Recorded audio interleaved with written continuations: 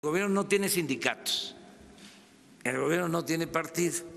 Me estoy riendo porque es como una porra grosera de los Pumas. El Puma no tiene mujer, el Puma no tiene marido, pero tiene un hijo puto que se viste de amarillo.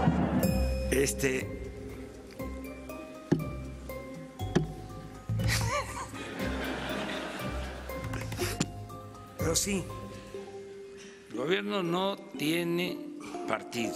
Ese viste de amarillo.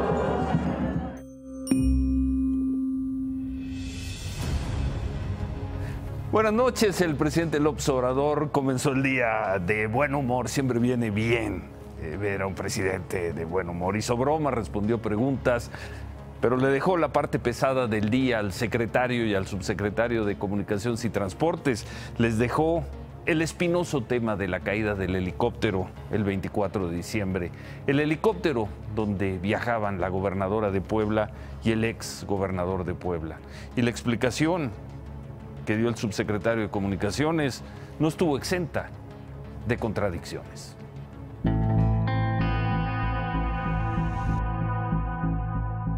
Los reclamos de información sobre el accidente aéreo donde perdió la vida Marta Erika Alonso, gobernadora de Puebla, su esposo Rafael Moreno Valle y 3 personas más, llevaron a las autoridades federales a salir por segunda vez a ofrecer un informe parcial.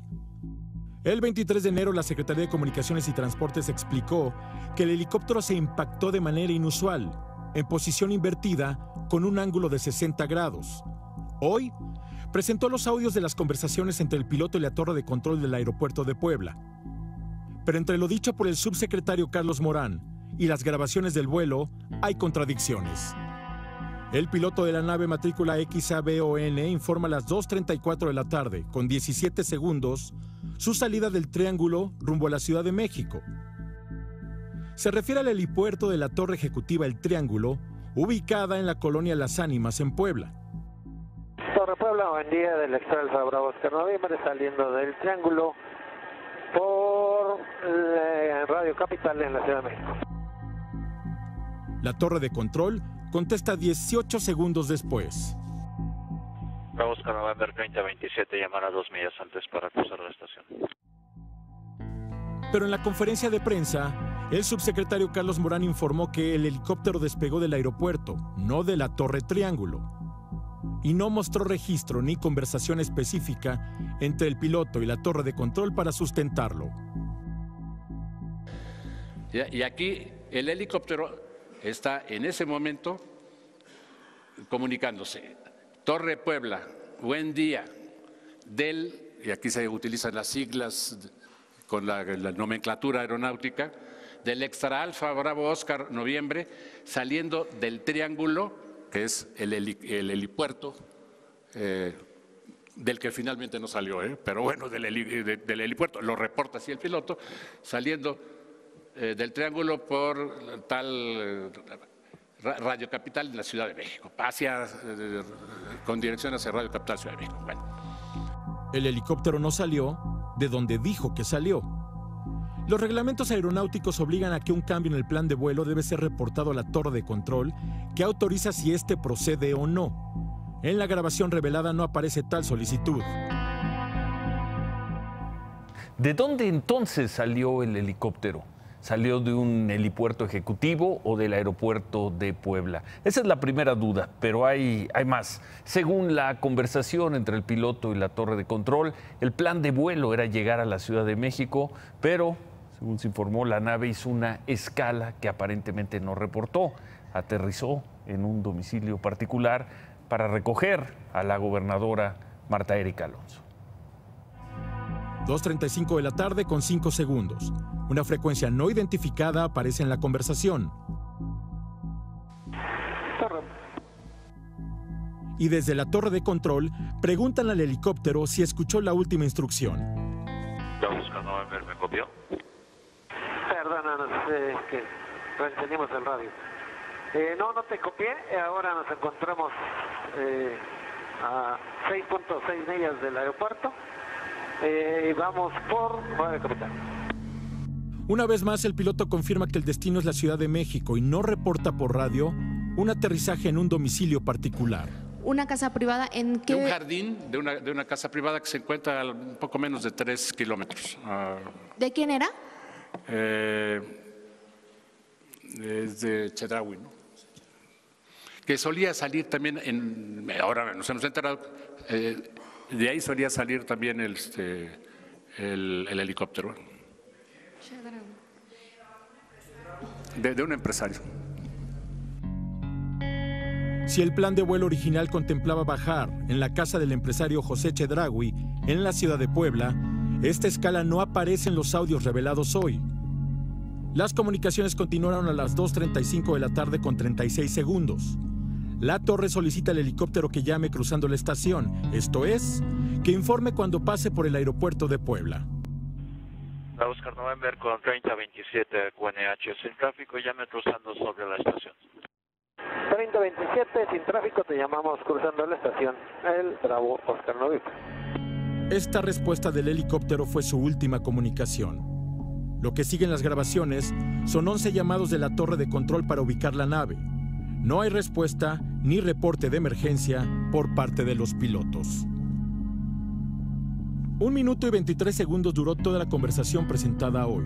Lapso en el que la nave despegó de un helipuerto, bajó en una casa particular y volvió a elevarse para estrellarse de manera inusual.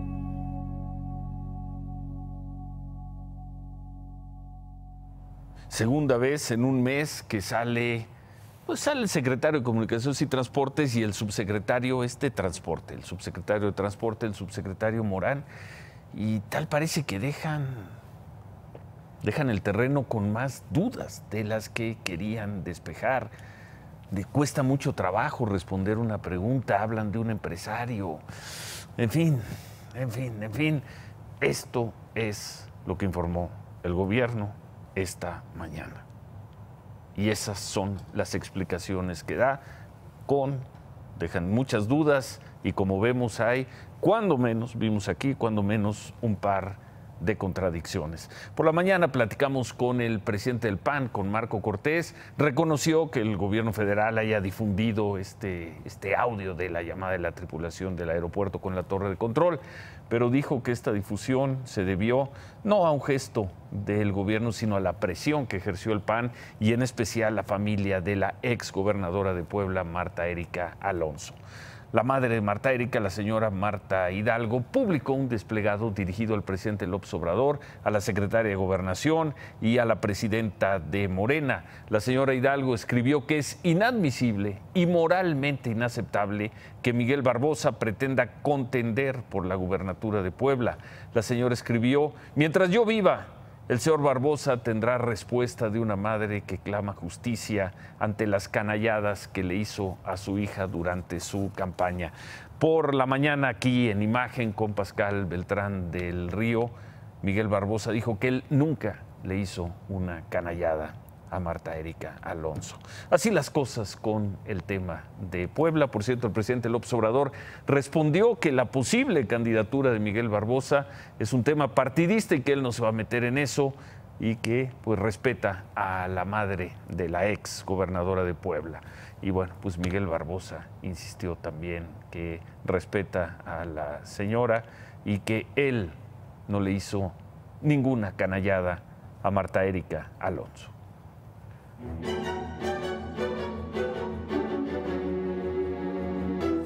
La Cámara de Diputados, como se preveía, aprobó por 463 votos a favor y uno solo en contra, el proyecto de decreto que había sido aprobado la semana pasada en el Senado, el proyecto de decreto que crea la Guardia Nacional.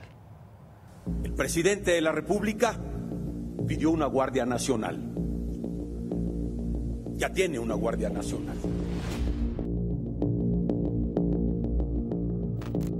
Ya queremos acabar con esta guerra, señor gobierno, policía estatal, ejército mexicano, Armada de México, Marina, Gendarmería. Dejen de andar abusando del pueblo, ya estamos cansados de esas pendejadas. Pónganse las pilas, hagan su trabajo, agarren a quien tengan que agarrar. El presidente de la República tiene la responsabilidad ahora de instrumentarla de la mejor manera. No le apostemos al fracaso. Pronto estaremos limpiando los Cihuatanejo, Panza, Barrio Nuevo, todos esos pueblos que han sufrido tanto de los Viagra. Sabemos también que la Guardia Nacional no será suficiente. Que andamos, patrón, echándoles vergazos, perro. Para pacificar al país. Esa es la realidad. Hubo mucha discusión y qué bueno, hubo un acuerdo político y qué bueno. Todos los partidos votaron en el mismo sentido y qué bueno en el sentido que quería el presidente López Obrador.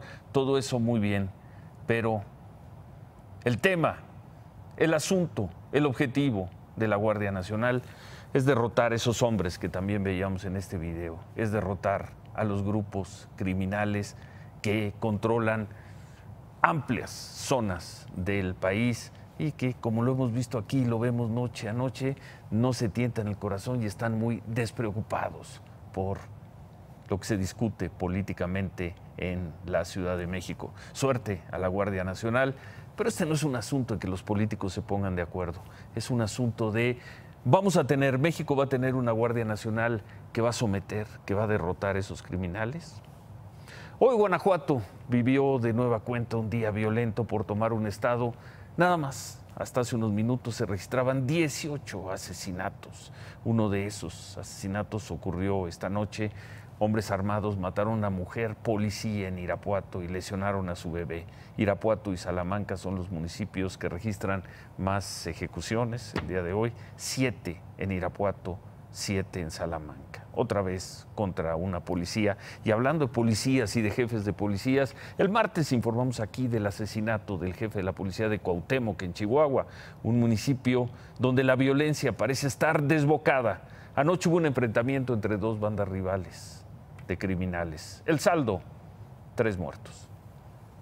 Espero que con la muerte de mi hijo y de Alejandro, su fiel compañero, sea el parteaguas para que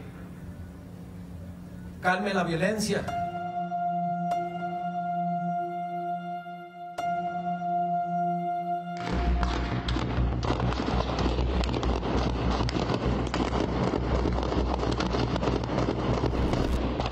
Pero no fue así.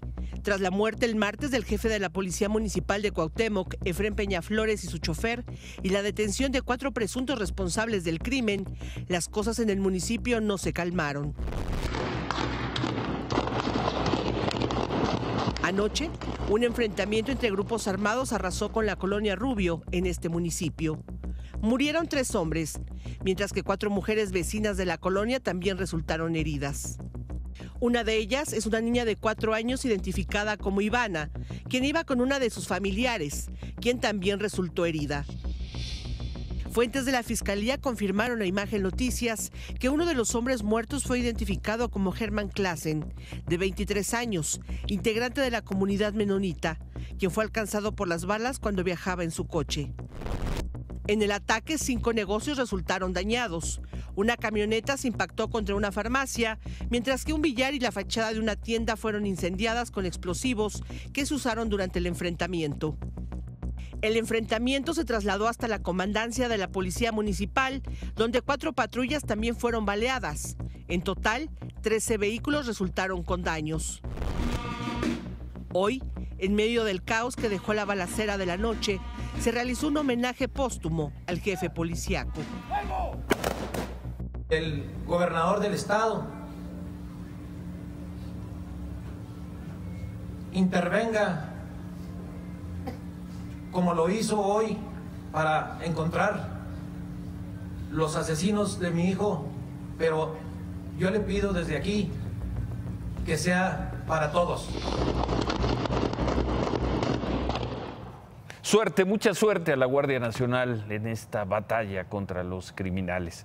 Hoy el secretario de Seguridad Ciudadana, Alfonso Durazo, informó que tienen una proyección de que para finales de año la Guardia Nacional tenga ya 80,000 elementos desplegados en el país. Esa cifra ya incluirá a los nuevos elementos que van a ser capacitados una vez que entre en funciones la Guardia Nacional. El secretario Durazo explicó por qué es importante tener un despliegue de esa magnitud de las fuerzas federales. ¿Qué pasa actualmente? Llegamos a una región especial con presencia de fuerza permanente y la criminalidad se desplaza a las regiones vecinas donde no tenemos el mismo estado de fuerza. Consecuentemente, tenemos que cubrir de manera permanente todas las regiones del país. En otras cosas sobre el asesinato del activista de Morelos, Samir Flores, uno de las personas que se oponían a la termoeléctrica de Huesca, hoy la Fiscalía General de Morelos informó que se investiga. La investigación se centra en 6 líneas. Las principales son una posible represalia de la delincuencia organizada. Hay otras 2 vinculadas a diferencias con personas del gobierno federal por su oposición al proyecto de la termoeléctrica o a personas que sí están a favor de esa obra, quienes pudieron tomar represalias contra Samir. Pero la Fiscalía informó que también indaga si el crimen tuvo que ver con la labor que hacía Samir Flores como locutor de la radio comunitaria de Amilcingo. Por un conflicto laboral en un ayuntamiento, el ayuntamiento de Temoac, ya se citó a declarar al presidente municipal. Eso también podría tener que ver, en fin, o por el cierre de una escuela en Amilcingo. Bueno, pues podría ver si esas son las líneas de investigación, ¿cuándo las van a agotar?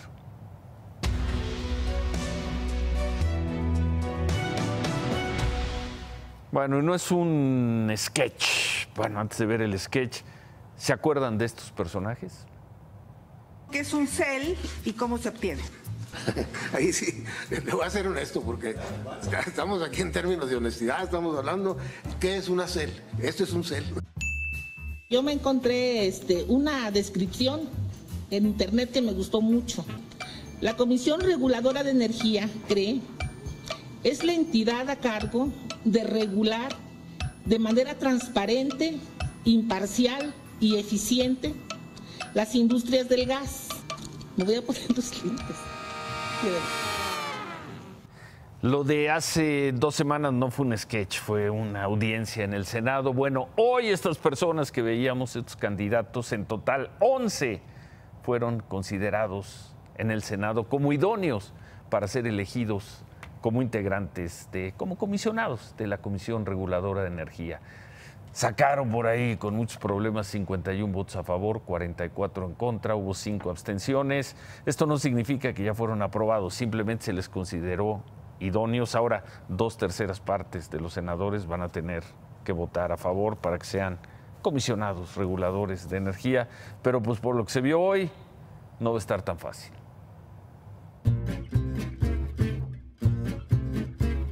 De panzazo.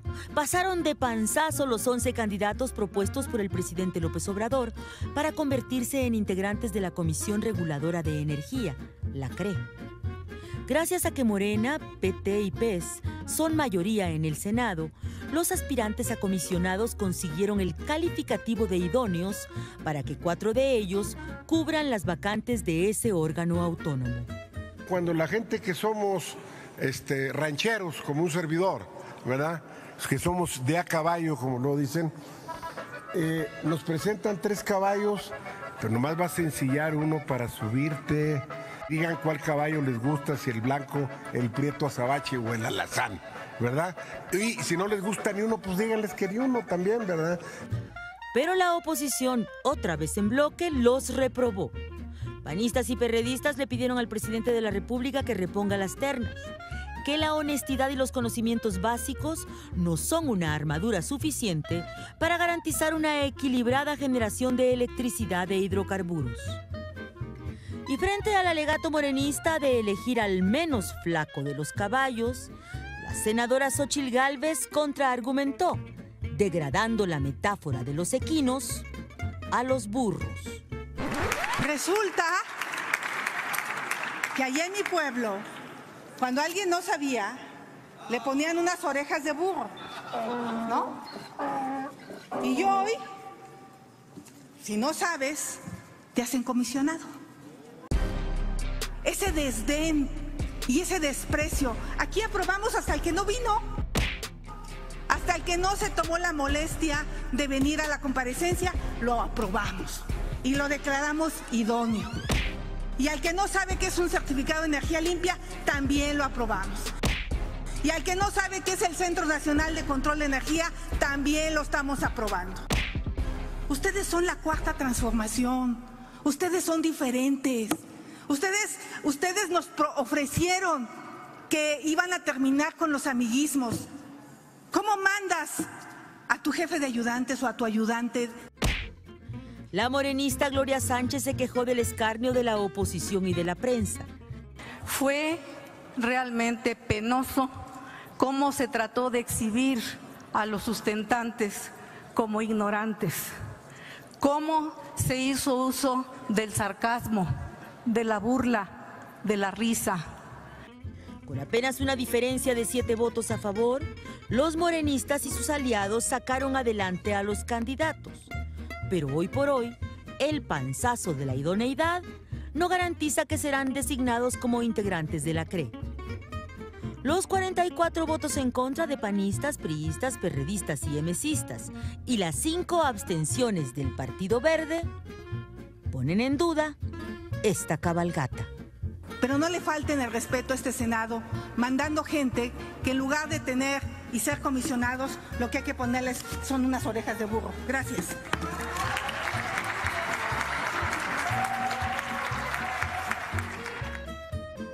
La comisión aprobó este dictamen de idoneidad, no de perfección, no de excelsitud. De idoneidad, no de perfección, no de excelsitud. Hoy fueron considerados idóneos, todavía no han sido aprobados por el Senado. Va a estar muy difícil que 2/3 partes de los senadores voten en favor de estos candidatos a la Comisión Reguladora de Energía. La Secretaría de Comunicaciones y Transportes pagó 34 mil millones de pesos. En realidad, el gobierno federal pagó esa cantidad a tenedores de bonos por la cancelación del aeropuerto de Texcoco. 34 mil millones de pesos. El gobierno pagó el 100% del fideicomiso que se utilizó para financiar esta obra, más un 10% de intereses. Es un paso más para cancelar el aeropuerto de Texcoco y que el gobierno quede libre de compromisos financieros por este proyecto. El secretario de Comunicaciones, Javier Jiménez Espriu, informó esto durante la cumbre de aviación en México. Ahí el director de la Asociación Internacional de Transporte Aéreo, Alexandre de Juniac, dijo: el gobierno tiene previsto que 3 aeropuertos presten servicio a la Ciudad de México. Conseguirlo va a ser todo un desafío. Las alternativas al nuevo aeropuerto distan de ser las mejores. Esta asociación, la famosa IATA, está integrada por 290 aerolíneas. Vamos a tocar este tema en unos momentos con David Paro.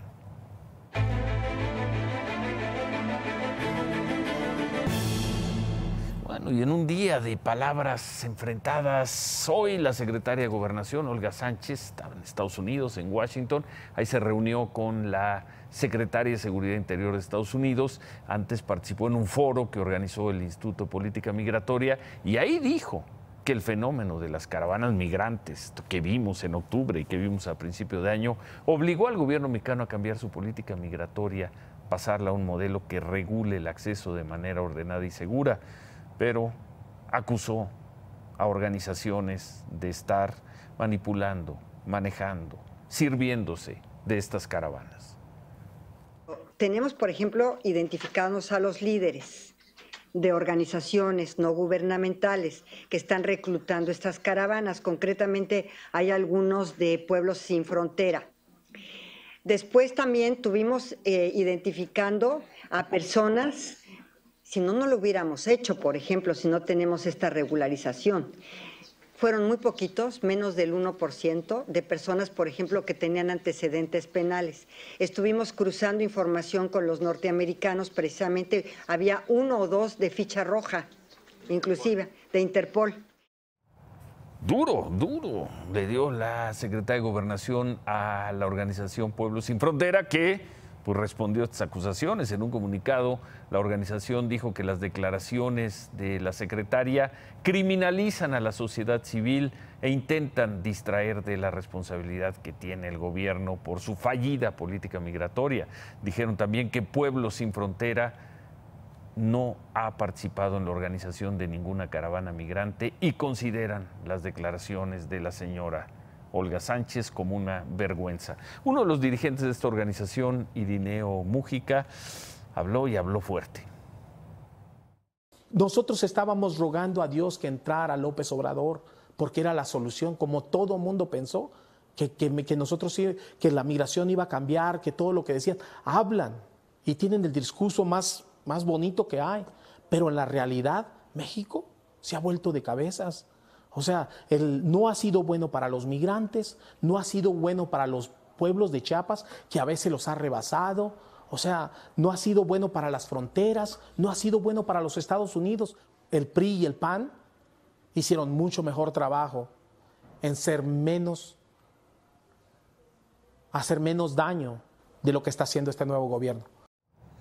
Duro, muy duro. Bueno, por cierto, hoy el canciller Marcelo Ebrard presentó la estrategia de protección al migrante. Es una estrategia con 10 acciones, entre ellas atender a los mexicanos en el exterior con el apoyo de gobiernos estatales y municipales, tanto en México como en Estados Unidos, profesionalizar los consulados, ampliar la red de abogados, promover mecanismos financieros para que los migrantes participen en proyectos de desarrollo en México, crear redes de consulados móviles, entre otras acciones. Bueno, en otras cosas, antes de ir con David Páramo, el domingo concluyó con la entrega del Oscar, pues el ciclo de premios internacionales a lo mejor del cine, donde Roma de Alfonso Cuarón triunfó y además de gran manera, y en donde la protagonista de la película, Yalitza Aparicio, se convirtió en un fenómeno mediático.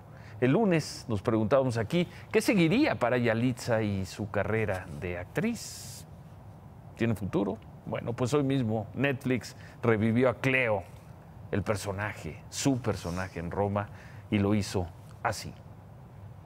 Have you ever been in a room and didn't see anyone else like you?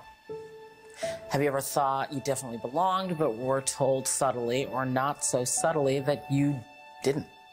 You know these rooms. The world is full of those rooms. And their limits. Limits for who gets to tell stories, who gets to write, who gets to direct, who gets to act, and who gets to see their life reflected.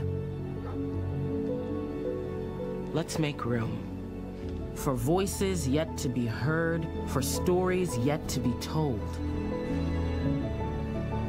We're making room for you to find them, and for them to find you. Yalitza, personaje global. ¿Qué más tenemos, Paula?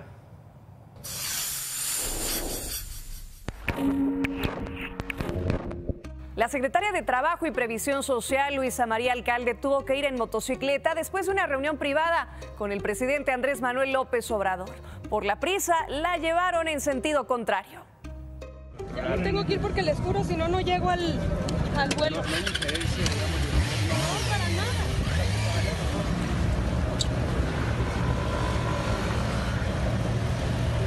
Pero es el secretaria, secretaria. Poco después, la secretaria pidió una disculpa en su cuenta de Twitter, asegurando que pedirá que se aplique la multa correspondiente. Dijo también que los servidores públicos, con mayor razón, deben cumplir con las leyes.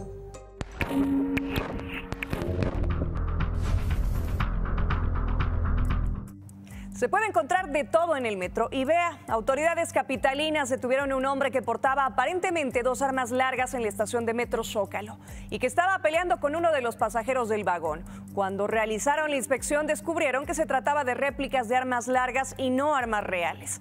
Pese a esto, el hombre fue puesto a disposición de la Procuraduría General de Justicia de la Ciudad de México.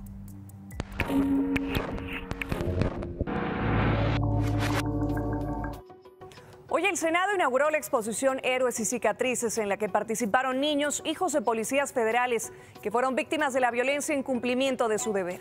Se trata de 40 obras que se exhiben en la galería externa de la Cámara de Senadores, que buscan hacer un homenaje a los niños y a los policías que murieron, así como manifestar el deseo de paz en el país, como dijo el presidente de la mesa directiva, Martí Batres. Después de la inauguración, los asistentes guardaron un minuto de silencio en memoria de los fallecidos. Se anunció que se va a desarrollar el mismo proyecto para la policía de la Ciudad de México, reconociendo a los policías como héroes.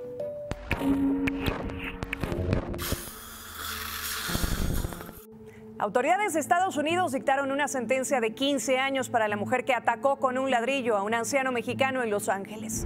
Rodolfo Rodríguez fue atacado cuando caminaba al sur de Los Ángeles el 4 de julio del año pasado, cuando Lakeisha Jones pasó por su lado acompañada de su hija y comenzó a insultarlo. Lo tiró al piso, lo golpeó con un ladrillo y le gritó: "Vuelve a tu país, vuelve a México", hasta que una vecina lo ayudó y grabó el hecho. Rodríguez tuvo la mandíbula rota a causa del ataque y permaneció durante varios días en el hospital. Ahora los fiscales pidieron al juez una fianza de $1.25 millones para Jones. Permiso, Ciro. Gracias, Paola. Los accionistas de Grupo Alfa aprobaron en Asamblea General integrar a José Antonio Meade como consejero de administración. Apenas el lunes se ha informado que Meade se integraría también al Consejo de Administración de HSBC a partir de mañana. Buena semana para José Antonio Meade. Y hablando de funcionarios del sexenio anterior, de precandidatos a la presidencia, ¿quién va a formalizar sus aspiraciones a la presidencia nacional del PRI? Es José Narro, el ex secretario de Salud. Imagen Noticias confirmó esta noche que mañana José Narro va a hacer pública su decisión, se separa administrativamente de la UNAM y anunciará que va a buscar la presidencia del PRI. ¿Ha oído usted de la canción de los guapayazos, esa de relajado, relajado? Pues así está el secretario de Comunicaciones y Transportes, Javier Jiménez Espriu, como si fuera uno de los guapayazos. Hoy, cuando la nota debería ser que ya se le pagaron a las Afores, que ya no hay bronca por la fibra los 30,000 millones más los intereses 34,000, la verdadera nota, la nota real, es la revolcada que le puso el presidente de la IATA en la reunión sobre la aviación en México. Rápido, en 10 segundos, ¿qué es la IATA? La Organización Internacional de Transporte Aéreo. ¿Qué hace qué? Son fundamentales, marcan las directrices de la aviación a nivel mundial. ¿Y qué revolcada le puso al ingeniero Jiménez Espriu? Sí, que él anda relajado así como el mago, ya después los guapayazos. No. Velos. No. Mira, dijo, punto número 1, que la experiencia mundial demuestra que el ejército no es bueno para administrar aeropuertos. 2. Punto número 2. Que que México va a perder 20,000 millones de dólares al año por no hacer el aeropuerto de Texcoco. Punto número 3. Que la operación de 3 aeropuertos es una barbaridad. Que es prácticamente imposible operar 3 aeropuertos del Valle de México. Toluca, Santa Lucía y el Benito Juárez. Que además genera problemas a la competencia si se decide que se quede una empresa o un tipo de líneas aéreas con unos aeropuertos y otras con otro. Hay que recordar que Aeroméxico dijo, nosotros nada más vamos a operar en uno de los 3. El que quiera, pero uno de los 3. Porque es muy difícil mover a los aviones de un lado a otro. Imagínate un avión que llega al aeropuerto de la Ciudad de México y dice, oye, pero tiene que salir mañana de Toluca. ¿Cómo lo llevas a Toluca? Vuela a Toluca. Un vuelo México-Toluca o México-Santa Lucía. ¿A qué vas? Le dijo también que se necesitan estudios. Entonces Javier Jiménez Espriu contestó, el relajado, que ya van a presentar los estudios. Es el único caso en la historia del mundo que se toma una decisión de tantos miles de millones de dólares, que se toma una decisión tan importante para el futuro de un país sin estudios. No hay un solo estudio que avale que se pueden operar 3 aeropuertos, ni 2. Todos, al contrario, dicen las cosas al revés. Si todo el mundo te está diciendo que estás equivocado, ¿por qué creemos que tenemos la razón? México y este gobierno tienen el derecho de hacer el aeropuerto porque donde quieran. La IATA es neoliberal. Y Mitre también. Mitre está ardido. ¿Te acuerdas cuando decían el señor que decía que los aviones se repelían? Decían que Mitre estaba ardido. ¿Y entonces qué queda de este comentario? ¿Qué queda de este comentario? Que estamos haciendo una verdadera barbaridad. Seguir insistiendo en que se pueden hacer 3 aeropuertos, que 3 aeropuertos van a funcionar y que eso va a generar crecimiento para este país. Remátala, David. Chairo, Chaira, búscate la vaselina. Ya tiene otro trabajo José Antonio Meade, ahora como consejero de Alfa. Uy, bueno. Antes de hacer una pausa, a nombre de Olegario Vázquez Aldir, nuestro director general en Grupo Empresarial Ángeles, y todos los que colaboramos en Grupo Imagen, nos sumamos al dolor que embarga a nuestro compañero Javier Arnau y a su familia por la pérdida de su señora madre, la señora Margarita Ávila del Muro. Descanse en paz y un muy fuerte abrazo. Javier. Hoy se firmó, Ciro, el segundo contrato más importante en la historia del deporte. Vamos a regresar con eso y cómo le fue a Lainez y Guardado con el Betis buscando la final de la Copa del Rey. Bueno, regresamos con eso y hay muchas personas que nos están pidiendo repetir la pieza con la que comenzó el programa de hoy. El presidente López Obrador de buen humor recordando una porra de los Pumas. Ahora la volvemos a ver. Volvemos. Hoy termina el tercer mes de gobierno de Andrés Manuel López Obrador y como es de buen gusto alguna vez reír, y a propósito de los comentarios que hemos recibido, en vez de hacer un sesudo análisis de estos 3 meses, los dejamos con ese momento de humor que presentamos al inicio del programa, con ese momento de humor que regaló, que escenificó el presidente esta mañana. Se quedan con ¿Qué importa? Gracias, buenas noches, ánimo. El gobierno no tiene sindicatos, el gobierno no tiene partido. Me estoy riendo porque es como una porra grosera de los Pumas. El Puma no tiene mujer, el Puma no tiene marido, pero tiene un hijo puto que se viste de amarillo.